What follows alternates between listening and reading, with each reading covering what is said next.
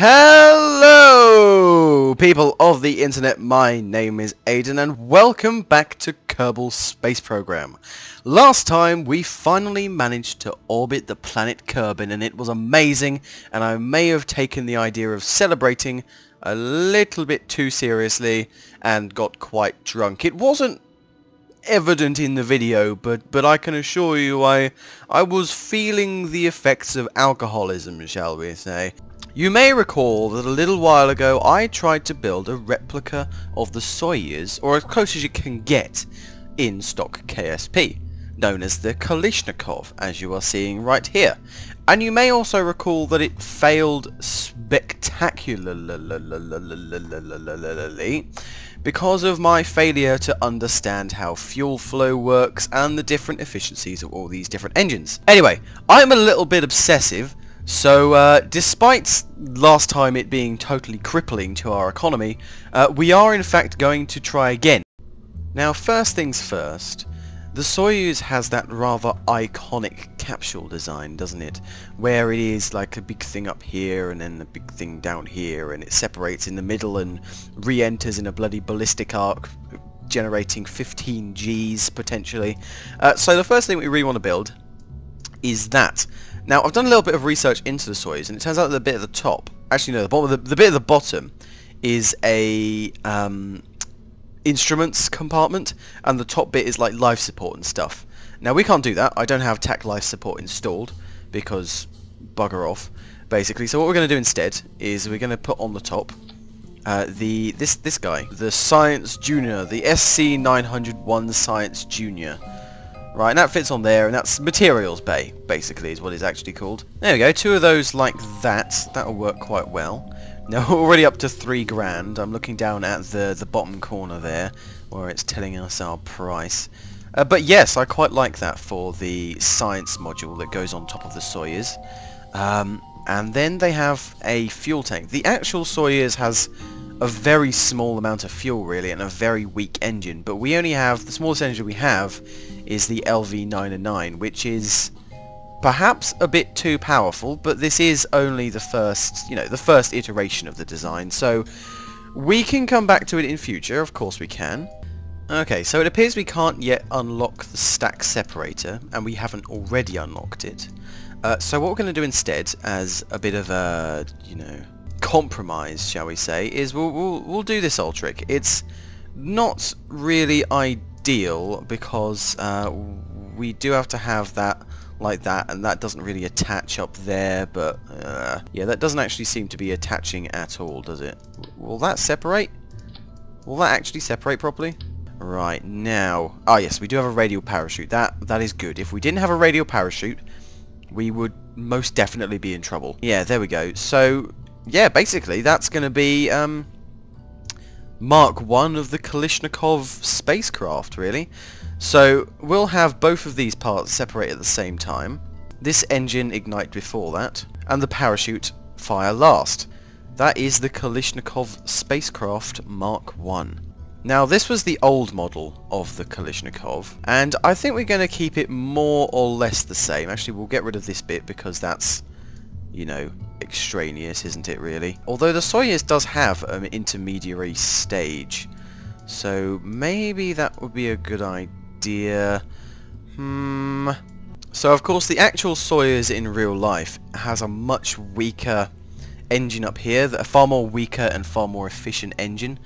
We don't have that, as I say, and this is like the weakest engine that we can possibly unlock at this point for potentially quite a while. But really, I think with this spacecraft, we should generate a lot of science, so maybe we can come back and update it. But right now, this will be alright. So, the bottom stage, I think, really in terms of fuel layout, that's absolutely wonderful. But the idea is we're going to change that central engine for an LV909. I'm having second thoughts about it now. You see, the issue is that we can't, we don't have fuel lines yet. So we can't do the tricks with that where you feed fuel into the center. So we can't really have a more powerful engine. Although we can unlock something. Yeah, we can actually go ahead and unlock this, which will give us the bigger fuel tank and the radial rocket engine. I think that will be a worthwhile investment, you know, because these will be quite useful in a way that you shall shortly see.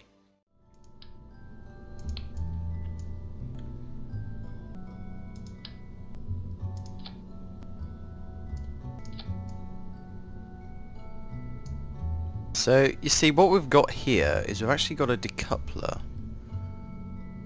It's not quite big enough. That's annoying. But the basic idea is we'll have the 4 around the outside. And we'll have those 4 firing, plus this middle one here.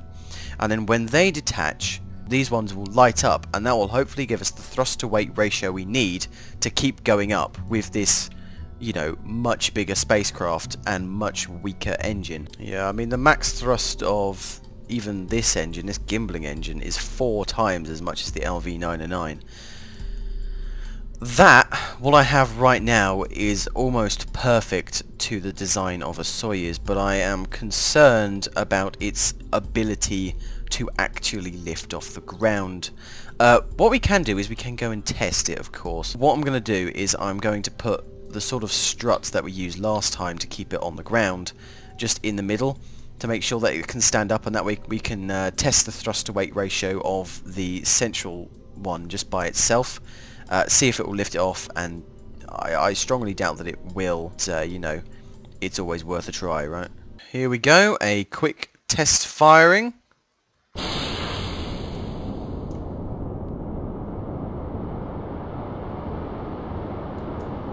It does not lift off at all with those 4 engines firing. Let's see if we add in the next engine. It won't lift off at all. Okay, that's good to know, I suppose. Detach those, and they make a big mess. Oh dear, this can't end well. Uh-oh, uh-oh, uh-oh, uh-oh. End. Cease. Cease. Stop it! Stop it! Stop it! Stop it! Uh-oh.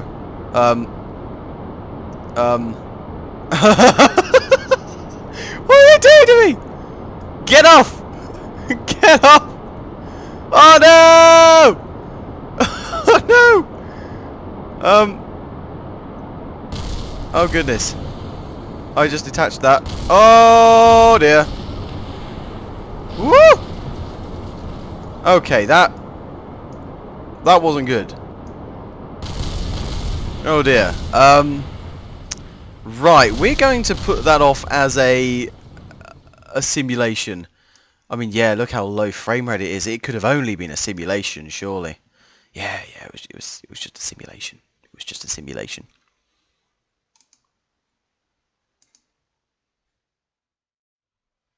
After much government subsidized testing, it is done.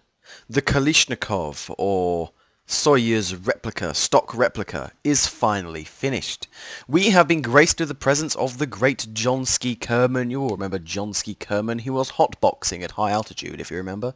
Yeah, there you go, you see. Thumbs up about that. Right, so this is the Soyuz, and it is absolutely covered in struts and stuff. If you've ever seen a Soyuz launch, you'll know why. It's amazing. I wanted to try and do the best to replicate what it looks like when a Soyuz launches. So here we go. At about 25 seconds, the main umbilical disconnects. There we go. That falls away. It's not quite so epic because it just sort of plops to the ground.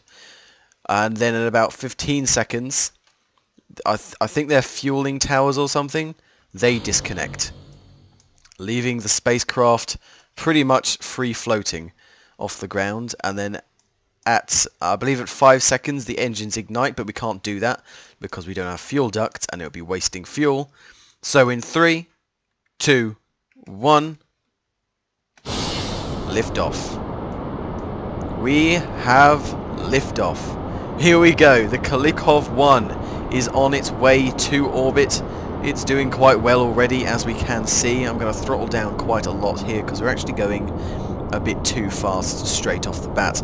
Now, I can see you all thinking, wait a minute, that's just powered by 4 bloody LV-909s. How is it going up so bloody quick like that? Well, I have perhaps committed a crime, perhaps been a genius, depending on how you look at it. And if we look here, you can see this here. I believe my cursor is showing, but is my cursor showing? Oh, I'm sorry. You can see these small blocks here. What that is actually the backside of the radial engine. The radial engine that we just unlocked. It's turned around and flipped over using the old part clipping in editor thing that you can do with the Alt F12 menu. Yes, Alt F12 brings up that allow part clipping in editor, and then you can put these inside there, and they're just burning at the same time, right? And that gives us the extra thrust, but allowing it to have the proper look, because the Soyuz has like engines that are concealed within like a sort of fairing type thing on the first stage, and that's sort of what we've got going on just here. So these are burning inside there, giving us the additional thrust that we do in fact need. If we didn't have those, it wouldn't be able to get off the ground. It just wouldn't be. As I said, government subsidized testing. I have tried this a couple of times now, and there's a lot of stages going on, so I think it was kind of necessary. The same thing is going on here on the inside, just here, to give us the extra thrust on that, because otherwise it would be one LV-909 carrying all of this, and let me tell you, that would not work. I'm actually going to start tipping over right now, because as you can probably guess, we have quite a lot of thrust to weight really with what we got going on, and there we go. I really like this. I think this is really quite Soyuz, apart from of course the Soyuz launches from Baikonur Cosmodrome, which is in the middle of Kazakhstan, so there would be an ocean here. Although, as I have mentioned before, it does occasionally get used by the European Space Agency, which launched from French Guiana, which is of course on the coast of South America, so maybe. But this is specifically a Soviet launch though, as was stated with the Soviet flag on there. I got those flags just off the internet. I just typed in, you know, Kerbal Space Program flag, blah blah blah blah blah, of NATO or of the USSR, and it came up with the right size, and I'm not as creative to make one myself, so I won't worry about that. I'm not putting anyone out of business. I will actually put links to all of the ones that I have. I think I'll do that. Hopefully I remember to actually write a description for this one, you know. So the next situation is stage separation, which can be a little bit hairy, but I'm sure you've all seen how the Soyuz separates. We're going to wait until right at the last second here. You go 8, 7, 6, 5, 4. Separating. There we go. Off they spin. And we do start spinning a little bit. And then they all run out. As they spun off into the distance, and I think that is very cool. Yeah, there you go. We're spinning slightly. We're actually going off kilter quite a bit there, but we are still gaining altitude, gaining velocity, and it is the very same story here. We have another 4 radial engines flipped round and flipped upside down inside there. We're picking up speed quite quickly. I'm going to tip over quite a long way now because we are leaving the... Is it the stratosphere? The lowest level of the atmosphere? I think it might be. You may have noticed that the spacecraft actually rotated quite fast, which isn't great. It's a bit of a defect, I guess. But Johnsky seems absolutely terrified of this, and to be honest, I'm not surprised. I mean, look at his view. He doesn't have one. So I'd be pretty scared as well, you know, Johnsky. Right, so the next stage is coming up right now. I think we're doing okay. The Soyuz actually starts burning before it runs out, so that's what I'm going to do now. Burning, runs out, separate. Engine is already burning. Throttle up all the way to our full potential. We are unveiling our full potential. Yeah, I think we should be able to make it. We're up to nearly 40 kilometers. Already, that's fine. We are on this stage. This stage is using an LV-909, so that it should be quite efficient. It should be a lot more efficient than they were. I'm going to separate the payload fairings from in here. Here we go.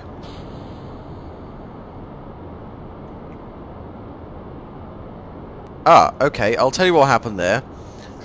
We accidentally separated the decoupler in there, so we can no longer stop burning that engine. Here we go. So we're throttling down, and nothing is happening. Okay, well that's a bit of an issue. Yeah, that's a massive issue. Oh dear.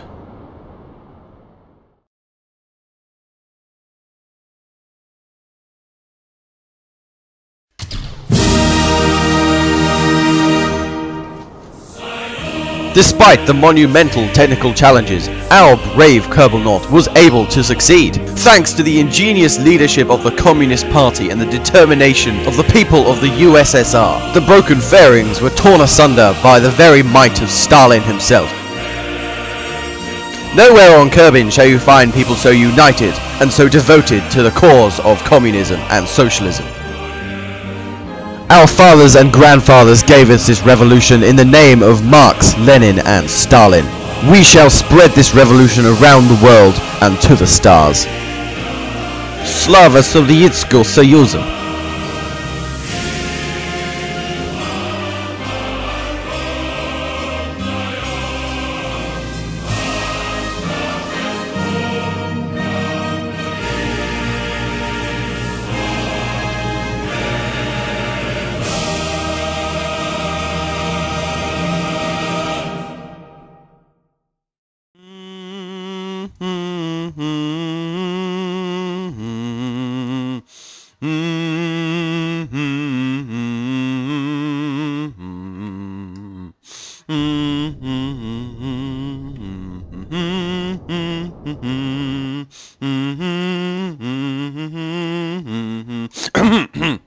Sorry, excuse me. Yeah, so hi. There was nothing dodgy going on there at all. We have just burnt into orbit, and now we are in orbit, and Jonsky has made it to orbit, and all is glorious for the Soviet Union and the revolution. Communism shall prevail. Oh my goodness. Yes, so the Soyuz has actually made it to orbit. It doesn't have much fuel left, which is interesting, considering it's about 4 times more powerful than the Pioneer, supposedly. Maybe this rocket isn't particularly great for what we need it for, although it does manage to carry one of these to orbit, which we can test right now. The microgravity has greatly affected the growth of crystalline structures. Loose objects are also flying around the bay in a very messy but fascinating way. I say, that is just wonderful. We've not done one of those from space, so I think that makes the whole thing worthwhile. That was 25 science just there, and that's another 10 science. The goo seems to have clumped into a sphere. It also appears to have become brittle. So yes, it appears that these things are actually based on altitude in space rather than which biome you happen to be flying over. I don't think I'm going to bother with at least this iteration of the Soyuz much, because well, the other design of rocket we have is far more efficient and gets basically this pod to orbit, obviously without the materials bay and everything, but that's kind of extraneous, I guess, and we've ended up with like less fuel than we had after we'd finished the mission at the end of last time, but so we might come back to this. But anyway, as darkness encroaches, I do believe it is time to end. I've got a lot of stuff to do today, so it's going to be a long day. So, thank you so very much for watching. I do hope you've enjoyed, and I will see you when I see you. Goodbye. Uh-oh. Oh, goodness.